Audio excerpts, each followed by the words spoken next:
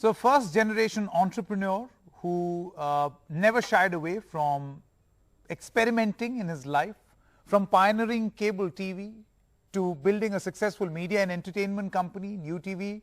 Our guest is also the co-founder of UpGrad, which claims to be India's largest online higher education company. He's written a book.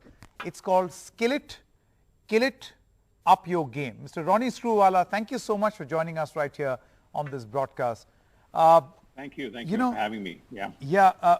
Screwvala, I'm looking at 13 chapters in here, and these are 13 questions because every chapter, every title in a way will force people to kind of find out, okay, what does this mean? First of all, I want to start by asking you, why did you feel the need? Of course, it's a tempting story. First generation entrepreneur who, according to your own book, failed his Bachelor of Commerce course in college. Now, that's not something which one puts right in the first sentence in a book. But, the inspiration behind this book.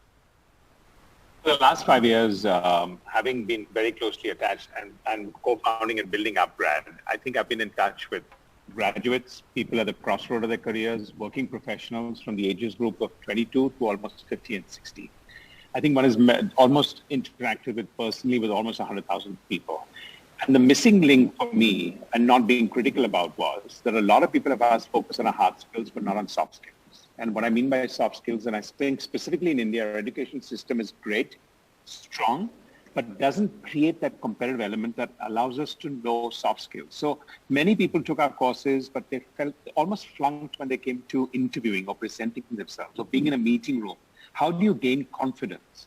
So that was my real motivation for writing Skill It, Kill It, which is very, very focused on the importance of soft skills in today's growth, in today's personal development, but mostly in today's professional life.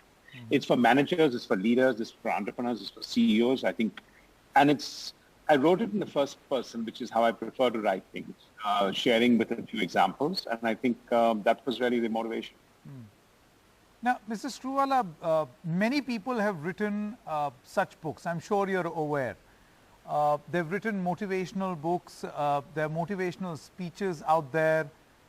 Why do you think that this makes for a compelling story?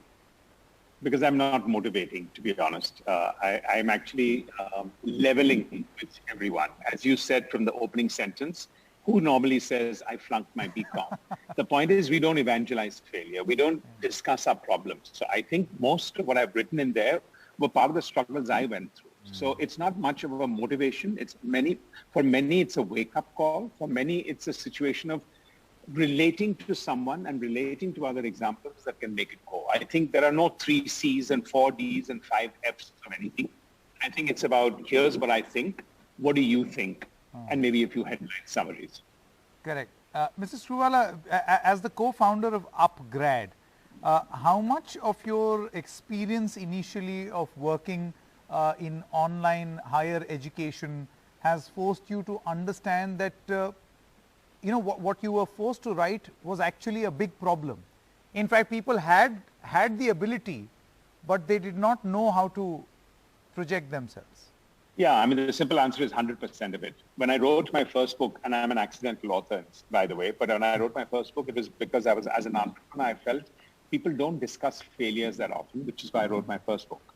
This book is clearly motivated from my interactions with people and understanding that, wow, even if we focus on hard skills, we're missing out on soft skills. So that was really, and I think, for the book itself, I did focus groups with around 1,000 people. Many of them are quoted in that, working professionals, to really, and you summed up here very nicely by saying 13 chapters and 13 questions. Actually, there were 40 questions that got culminated, and I had to narrow it down to 13. I almost felt I should write 2 books with 2 parts. But then I said, no, let me take what I think are the 13 chapters I can relate to and be a little bit more personal. Yeah, let's talk about those chapters one by one. By the way, you can very well write another book, a part 2 maybe, at some point. But some out of these 13 chapters, there are some that are very, very interesting. For instance, the new LOL, the need to bring in LOL, and also the importance of listening, observing and learning. Why do you feel the need to bring this up? Because without learning, without listening, you're not going to be able to learn. And I just want to use that because I think most of us are so now into distractions, multitasking, and abbreviations and syllables. And therefore, LOL to me at least would stick out for that. But if you look at it today, actually in the fast-growing world, we are highly distracted. So there's no possible way in which we can give focus. Therefore, we can't listen. And I think that lesson and that chapter was really to talk about my early experiences. I think I necessarily were challenged. Look, I can say with one thing, I'm a product of soft skills. Okay, and as my first line says there, I flunked my BCom. My family, everyone was very learned. My brother's done a PhD, but I flunked. Everything that I've learned from where I've started has been a product of soft skills. And when I started up with my lower middle class background, I don't think I had all the skills that I think I have now. So to me, this was one more real reason to write this book, because I think more of my possible failures and successes is because of soft skills and hard skills. There's also a chapter on, and if this has a lot to do with, your experiences in life, this will be very interesting to hear. Future-proofing your career and the multitasking myth. Why is multitasking a myth, Mr. Screwvala? Well, because I think most people feel it's a bragging right. And I think multitasking actually means the opposite of focus. And actually the real success in life is through focus. Now we mix up between the fact that yes, most of us need to do more than one thing in life, but we mix that up with high levels of distraction. So I think the myth that multitasking is a bragging right is really what I wanted to dispel, because actually you're getting less done when you're multitasking versus the other way around. And I think for a lot of people, I've seen that in meeting rooms and etc. People talk for 5 minutes, switch off for 25 minutes, catch up for 5 minutes. And I challenge everyone to figure out what do they retain at the end of that 1 hour. Second, if you're looking at changing jobs as your way to grow, yes, you can grow in increment. And you might even grow in promotion twice, thrice. But every time you change your job, your learning curve starts all over again.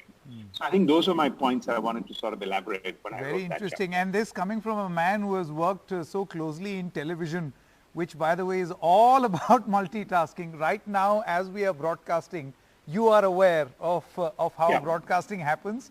There are 2 or 3 or 4 things happening simultaneously. But, another chapter which is very interesting, and this is conventional wisdom that every mom and pop would advise to their children, stability. You say it is a slippery slope. Yes, because I think today comfort zone is no longer an acceptable norm. Saying, I don't want to stand out because I'll do well if I grow progressively is a problem. Because actually, if you're not in the top 50 percentile of your company, your profession, or whatever else, the chances are you're going to be irrelevant. So before that, you could go plodding. All of us and our parents did 2, maximum 3 jobs in their lives. Today, if you look at what we're looking at doing here, you look at everything from a 2-year to a 5-year perspective. So I think from that perspective, that's pretty much the message that I want to communicate in that chapter. My final question to you, Mr. Screwvala, what is the one thing you do control? I think you control your time. I think you control opportunities. I mean, I'm someone who is very clear that if you stay the course and you can, then you actually do find success. So a lot of people get a lot of flummox by saying, I tried something, you make a deal with yourself, you try and make it into a temporary phenomena. And I think we need to be clear. This is not about if I have the positive thought, then it'll happen. And by the way, if I'm in the right place, then luck will play a role. It is about your own self-conviction. So if I say I'm a product of my own soft skills, if I can go with my own self-conviction, the probability of me sticking it out is better than somebody who lacks their own self-conviction. All right. Another skill set, Mr. Screwvala, that I've noticed through the course of this interview is brevity. You made your point with great brevity. Thank you very much. I guess on television that's rare, is it? Is that very, very rare. Very, very rare. Thank you so much, Mr. Ronnie Screwvala, for your time. Thank you. Thank you. Bye.